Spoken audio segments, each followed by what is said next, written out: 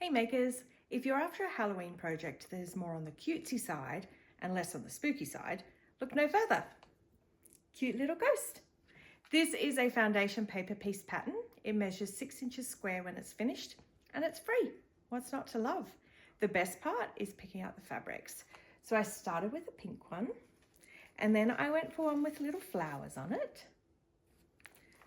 Back to pink because pink ghosts, let's be honest, they're cute. But this one's my favorite. Like, don't tell the others, but really, look at this. Isn't this just so cute? Now, honestly, if I was a ghost, I'd pick a floral sheet because you want to look pretty in the afterlife, right? If you would like to make some of your own little ghosties, grab the pattern. There's a link down below to get it for free. And then if you're a bit new to foundation paper piecing and would like a little bit of guidance, following is a tutorial on how to paper piece and how to make these cute little ghosties. However, if you're a confident piecer, get stuck looking in your stash for your favorite fabrics and start sewing your own little boo crew of ghosties. I can't wait to see them. Happy sewing! To get started, you're going to need 2 things. You need to have printed out your template and you need your fabrics ready to go. Now, the fabric requirements are listed in the pattern. You need 4 inches by width of fabric for the background, 3.5 inches by width of fabric for the actual ghost, and then just a couple of little scraps for the eyes. So this is my background, ghost, eyes. And then my template is printed, ready to go. Next thing you want to do is trim up your template. Make sure you use your paper scissors, not your fabric scissors. You never want to mix those two up. So I have trimmed my templates up into sections. You can see they are not perfectly done because we will come back and trim this later after we've done the piecing. Now I've got 2 pairs of scissors here, paper scissors, fabric scissors. Don't mix them up. No one wants to dull their beautiful fabric scissors by cutting paper, especially when you're foundation paper piecing. So templates are good to go. Now we look at our fabric ready to cut that to piece. Next, we cut out our fabrics ready to sew. I like to cut mine for each section at a time and I place them in order on the table next to my sewing machine. That way, when it comes time to sew, I can just grab the piece for A1, A2, etc. and work my way through. So A1 on here, you can see is our little ghostie's eye. So I have my black fabric for that one.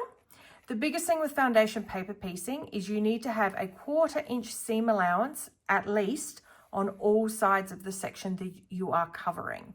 So if I place this underneath, you can see it's well big enough to cover that whole section. In paper piecing, don't try and scrimp and save too much. It's always better to go bigger and trim back than to have to try to add a piece or even worse, unpick. All right, so that's A1. Paper piecing is essentially sewing by number. We are sewing our fabrics onto the paper. So this is our foundation, hence foundation paper piecing. We sew on the printed side and our block appears almost by magic on this side. On the unprinted, that's where the fabric will show. This is where we'll stitch and we'll have threads and seams and all that sort of thing showing. So A1, then to A2, which is this little corner bit here. So I just cut with my scissors, and so I've already cut them into strips and I just rough cut to make sure that it will fit. You can lay your fabric against it. We know these are only tiny pieces, so if I cut this, that is well big enough to cover those little tiny corners that shape the eyes. Now I just like to rough cut with my scissors. You are welcome to take it to your mat and use a rotary cutter. This is a lot quicker. And I often joke that my version of paper piecing is the lazy girl's guide. So the precision doesn't come in your cutting, it'll come in your piecing. That's the beautiful part of paper piecing. All right, so I've cut my 4 corners for there. Now I need A6, which is another small section. Cut it large enough, it's well big enough. And actually, if I cut it down here, this will fit for A6 and this will fit for A7. So if you see, I'm just measuring and just looking, making sure I will have a 1/4 inch on all sides, including that outer seam allowance. So put them in order, A6, A7, then I want A8. Again, always cut bigger than you think. It's so much easier, especially with foundation paper piecing. If you're new to paper piecing and you're not feeling super confident on it, you can always go and use solids to get you started. Because there's no right or wrong side to a solid print, it's much easier. You don't have to remember that when you're cutting your fabrics or when you're piecing them. All right, so my ghost is done.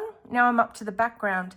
Now, something I should have mentioned before when talking about templates, you can actually go and scribble notes and marks all over the back of your templates so you know which fabric is going to go where.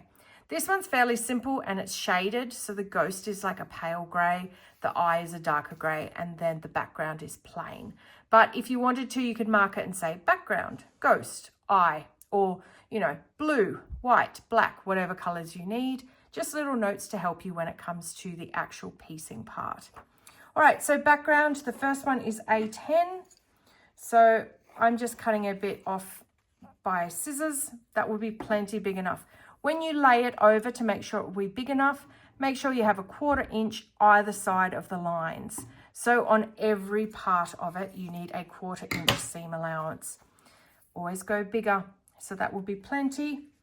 Now, A11, because it adds on an angle and it's not straight down, you want to make sure that you cut a piece of fabric that is going to cover up here, here, and also on the corner of your template.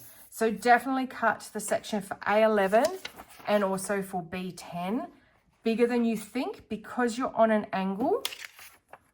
So if I lay that there, I've got a 1/4 inch up on the top, but I've got to make sure I'm going to cover that corner there. So I would cut it back probably down here just to make sure I have enough. So when I lay that on there, it's going to cover my corner down there as well as on the other side, or I could even flip it that way and it will fit beautifully. So that's my fabrics from A1 through, oh, sorry, I missed A12. So that one, your 4 inch width of fabric will cover that. But if you're not sure, always cut a little bit bigger. I've been doing this for a while, so I tend to take a few shortcuts where I can. But that will fit, and then some over the seam allowance. All right, so now I have my fabrics stacked. Flip them over so they're in order, A1 on the top, all the way through to A12. Now, I just do this one section at a time so that I don't get my fabrics mixed up. You can go ahead and cut for the rest of your templates if you want to. It's a personal preference. I like to do it one at a time. Ready to sew. I have my template here, my fabric stacked in order, ready to go. Now, the first thing you need to do when you're paper piecing at the machine is to dial down your stitch length. You want to dial it down to around 1.5.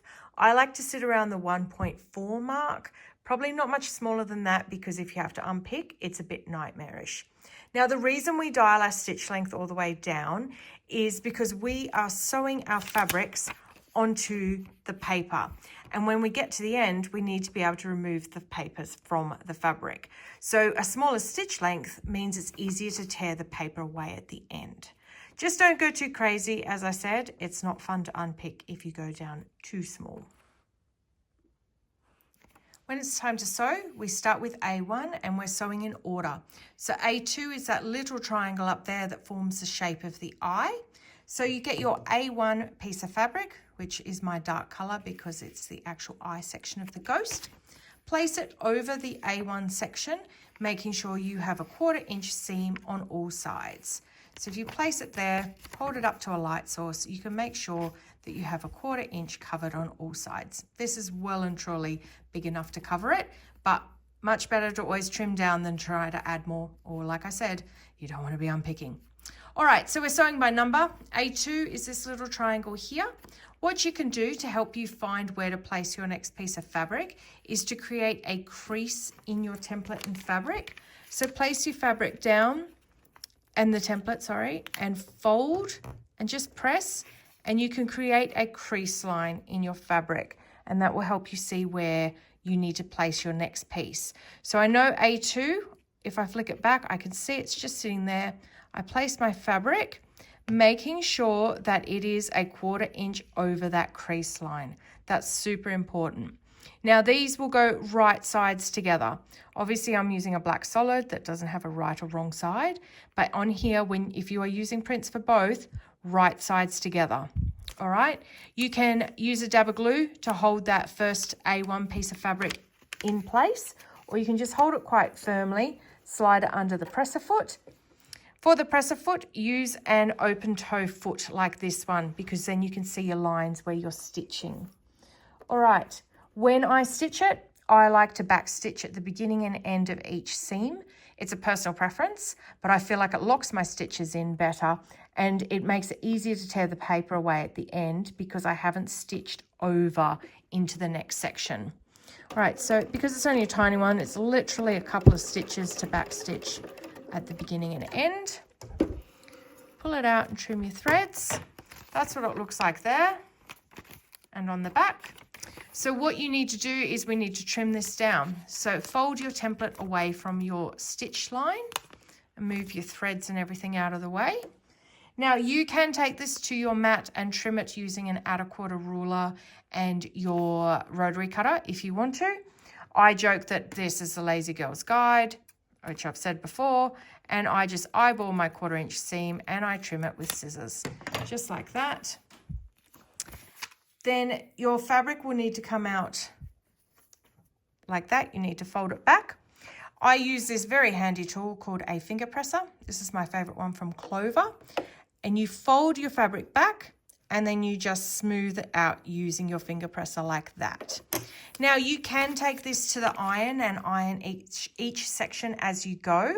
If you don't have a setup that allows for that, then a finger presser works a treat while you're sitting at the sewing machine. Then we use the big iron when we come to the end of the section and give it a really good press. All right, so that's A1 and A2. A3 is our little triangle here. Again, you can crease your paper if you need to, or after a while you get the hang of where it goes and you can just lay your fabric across. You do a lot of this, a lot of flipping your fabric back and forward so you can see where it goes. Place your fabric down. Again, hold it firmly underneath the presser foot and then back stitch at beginning and end. Now this literally only has a few stitches because they are tiny sections around our little ghost's eyes. Fold your template away from your stitch line and trim up that 1/4 inch seam allowance like that. All right, and then we press. And I'm using my finger presser again. Now, pretty much, this is the technique you do for all of foundation paper piecing. It's kind of rinse and repeat as you go through, and you are stitching by number. So as long as you stitch in order, you shouldn't run up against too many problems. Just always use bigger pieces of fabric than you think that you'll need. All right, so as you can see, it's basically stitch, trim, fold back, and press. So you're starting to see the little ghostie's eye come into shape now. So I'm stitching on A4, just there.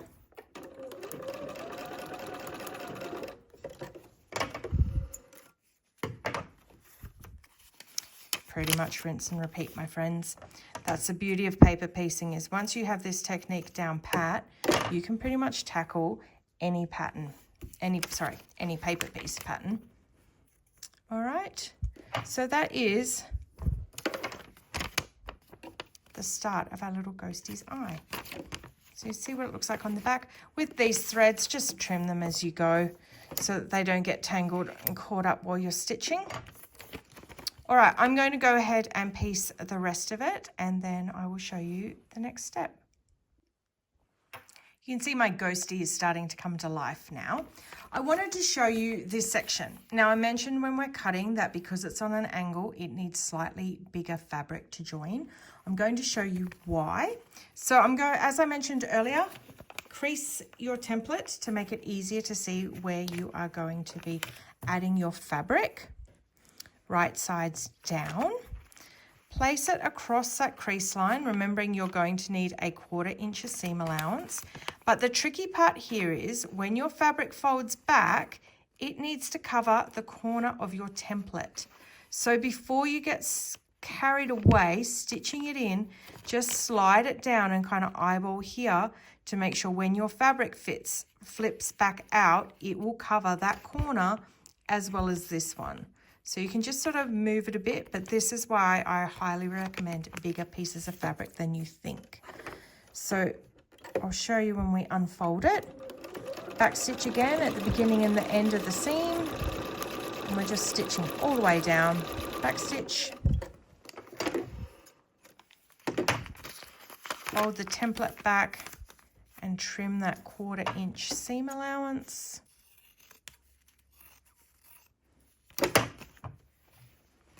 Okay, I'll open out my template. So when I fold that back, it is covering that corner edge, that corner there, and we're good. So then I will just use a finger presser to smooth it into place. And I'm going to go and sew that last section on, and then our A section is pieced. There's our A section, all good to go. Remember, you can just trim these threads. Thread snips are often good for this part, or you can just use your scissors like this. Just trim them so it's done and you don't have to worry about it when you get to the end of your block. All right, front, back. Now we are up to the next step in paper piecing. We are going to give this a good press. We've used the finger presser for these sections, but now we need a hot iron. I've got my mat here for pressing and a little mini iron. You can also use your big iron. This just smooths down your seams so much nicer than the finger presser. So you need to do this at the end of each section. Now our little ghostie is pressed and tidy. We need to give him a little haircut. So we are going to trim up our section. Oh, you can see I've missed a couple of threads there, but that's all right. We'll just trim them now. When we trim to the outer line. Don't trim to this inner line on here because that is your stitch line for when you're joining this to another block. If you do that, you lose your seam allowance and your block will be too small. So always cut to the outer line. Just place your ruler over it like that. Oops. Hold it down quite firmly and just trim it up. And we're going to do that on each of the sides. This one's nice and easy as it's just a simple rectangle shape. With paper piecing, you'll find sometimes there's some odd shapes that you wouldn't normally have in quilting, but with the magic of paper piecing, they work together really nicely and create a beautiful block at the end of it. All right, there we are. Trimmed and tidy. Paper piecing is pretty much rinse and repeat. So what we did for A1, we go through and do for the rest of the sections through to F. So I have pieced all of mine, pressed them all with a nice hot dry iron, and then I have trimmed them all up and we are ready to assemble. It looks a little chaotic now, but here's where the magic happens and our block comes together. So I like to lay my pieces out and I follow the assembly diagram in the pattern to see which sections go where, and I can see how it's going to join together. So our block's going to come together like that. Now his eye looks a bit funny there because there's actually going to be a seam that comes in here and will make his eye nice and oval like this side. So don't worry about that at this stage. It will look better when it's finished. Okay, so when we join our sections together, there are assembly instructions in the pattern and it'll say things like A plus B, C plus D.